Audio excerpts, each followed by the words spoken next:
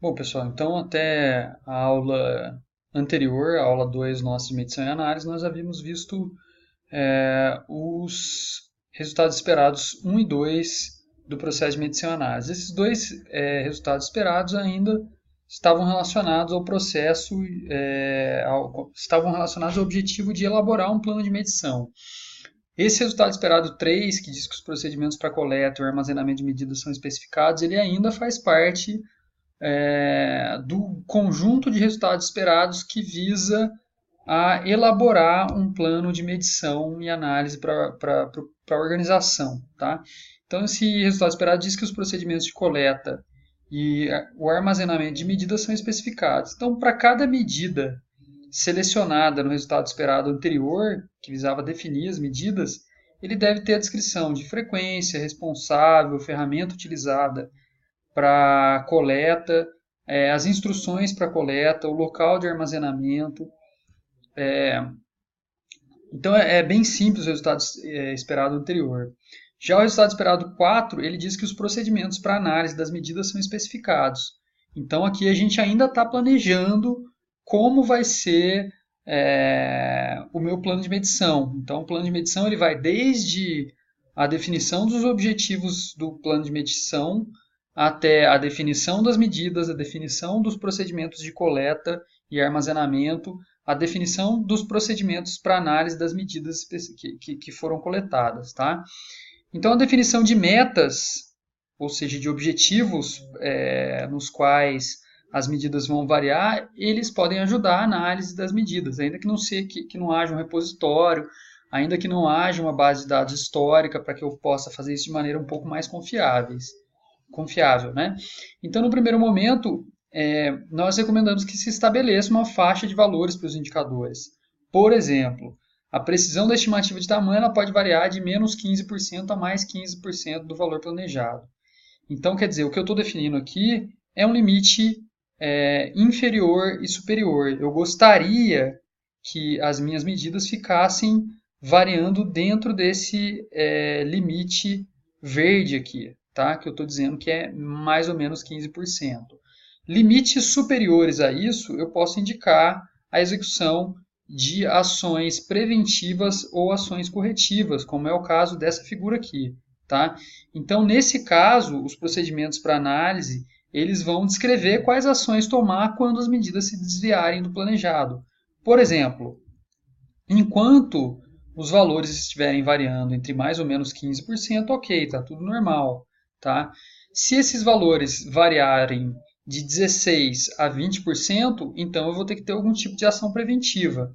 Essa ação preventiva vai ser registrada em alguma ferramenta de issue track, ou na própria ferramenta de gerenciamento de projetos, se você estiver utilizando um track, um Redmine, tá?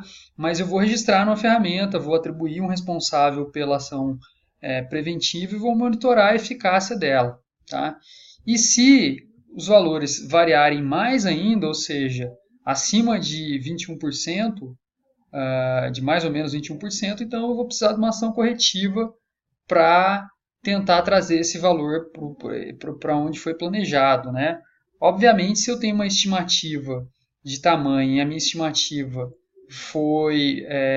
eu consegui R$ 1, né? No final da execução do projeto, ou num marco específico que eu coletei as medidas e cheguei na conclusão que a minha estimativa foi 20% superior ao que eu estou realizando, né? Seria esse caso aqui que eu estou realizando de maneira mais rápida, né? Mais eficiente do que eu estimei, eu também posso ter uma ação corretiva para os próximos projetos. A ação corretiva, nesse caso, seria calibrar a minha base de medidas para que nos próximos projetos eu atinja o alvo. Tá? Lembrando que é ruim quando você subestima um projeto, mas é ruim quando você superestima também, porque você perde em competitividade. Se você subestima, você tem prejuízo, porque você vai gastar mais do que você estimou. Se você superestima, talvez o seu lucro seja maior na execução desse projeto, mas você pode perder em competitividade em relação a outros projetos que você queira executar. Tá?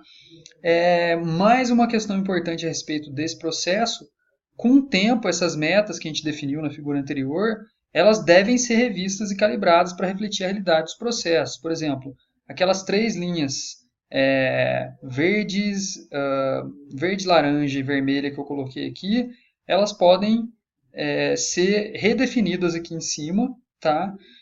Com o objetivo de refletir a realidade do processo. Tá? Então, isso aqui apresenta um V0 para mim, rodei uns 10 projetos aqui, vi que a minha precisão melhorou, então eu já redefino isso aqui, rodo mais 10 projetos e redefino depois novamente. Tá? Então, tente observar tendências no comportamento das medidas do projeto ao longo do tempo. Essa tendência ela te torna mais competitivo, permite que você assuma mais riscos em contratos, por exemplo, assumindo contratos com com acordo de nível de serviço, tá? Isso, consequentemente, tende a aumentar a sua lucratividade, tá? Então, assim, até o resultado esperado 4, foi até onde a gente foi, nós só tratamos de plano de medição. Tá? Então, ao chegar nesse médio 4, nós teríamos um plano de medição. Eu vou mostrar para vocês um plano de medição agora. Bom, então, aqui eu estou mostrando para vocês uma maneira de se elaborar um plano de medição organizacional. Então, esse plano de medição, a ideia é que ele seria utilizado para todo quanto é tipo de projetos dentro da organização, tá? Não só para um projeto específico. Então, aqui o que eu tenho? Eu tenho um objetivo de medição, tá? O objetivo é melhorar, por exemplo, as estimativas de tamanho, ou de esforço, ou de custo. Esse objetivo aqui poderia ser decomposto em 3 outros objetivos. Tá? Então, isso aqui corresponde ao resultado esperado 1 de medição e análise, né, que eu defino os objetivos. Aqui eu teria as questões que respondem se esse objetivo está sendo alcançado ou não. Tá? Então, eu coloquei aqui o número de horas estimado foi próximo ao realizado, o custo real foi próximo ao estimado, o escopo foi bem definido pela equipe, ou seja, eu estou avaliando a variação do escopo em razão de erros de especificação. Essas questões, eu tenho inúmeras questões que podem responder a esses objetivos aqui. Tá? Isso é só um exemplo bem genérico mesmo. Aqui eu tenho a periodicidade que as medidas que vão responder essas perguntas devem ser coletadas, o que essas perguntas devem ser respondidas. Tá? Então, quer dizer, em cada marco do projeto, ao final da etapa de prospecção. Tá? Então, eu tenho nas revisões do projeto, aqui eu tenho os responsáveis, tá? Um gerente de projetos, um gerente de requisitos. Tá? Então, aqui eu estou atendendo o objetivo esperado 1. Nessa outra aba aqui de medidas, eu tenho o resultado esperado 2. Tá? Na verdade, eu tenho 2, o 3 e o 4 também. Então, eu tenho aqui que tipo de medida é, se a medida é derivada ou se a medida é simples. Tá? Aqui eu tenho o nome da medida, só uma abreviação dela, uma descrição da medida, tá? É o cálculo do tamanho estimado do projeto utilizando essa metodologia pontos por caso de uso. Aqui eu tenho procedimento de coleta, tá? Ou seja, como eu vou coletar isso aqui varia muito de empresa para empresa. Como a empresa definiu o processo dela, o procedimento de coleta vai ser em função, obviamente, da maneira como o processo dessa empresa está organizado, tá? A unidade de medida, se é ponto flutuante, o que é, tá? A periodicidade, início do projeto, no término do projeto, etc. O responsável, tá? E o ideal é que você coloque aqui a ferramenta e o local de armazenamento, tá? Eu pensei até que tinha nessa planilha, não tem, mas é importante que você coloque o responsável, a ferramenta que você está utilizando para coletar e o local que você está armazenando esses dados, ok? Então aqui eu atenderia o resultado esperado 2, 3 e 4, tá? O mesmo para indicadores, com a diferença que para os indicadores é importante que você defina um modelo de análise. Então aqui eu coloquei um indicador da estimativa de tamanho. Então aqui eu tenho uma descrição, é um valor que representa o índice de adequação da estimativa de tamanho pelo tamanho real ao final do projeto dado, ou se dividir o tamanho estimado pelo tamanho real. Então aqui eu tenho o procedimento de coleta. Se você tiver alguma ferramenta que você utiliza, você pode gerar automaticamente os indicadores.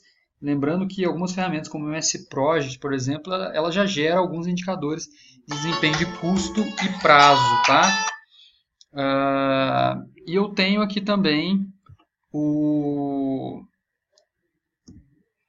procedimento de análise. Tá? Então, quer dizer, esse valor é bom se ele tiver entre 0,7 e 1,3, é um valor de alerta se ele tiver entre 0,55 e 0,69, tá? Ou entre 1,31 e 1,45, e é crítico se estiver nesses valores aqui. Lembrem-se que isso aqui está bem alinhado com o que eu estava mostrando aqui, tá? No resultado esperado 4, que são os procedimentos para análise das medidas. Então, aquela descrição na planilha Excel, essa descrição na planilha Excel, representa exatamente isso aqui que eu expliquei para vocês nos slides. Tá? Aqui eu tenho unidade de medida, tamanho, a frequência da análise do indicador, né, em qual momento eu devo fazer essa análise, quais questões esse indicador específico responde. Eu particularmente gosto de usar, para análise, usar sempre indicador. Tá? Eu acho que o indicador ele te dá uma visão mais crítica a respeito da medida. E aqui as premissas utilizadas para justificar, né, o procedimento de análise. É importante que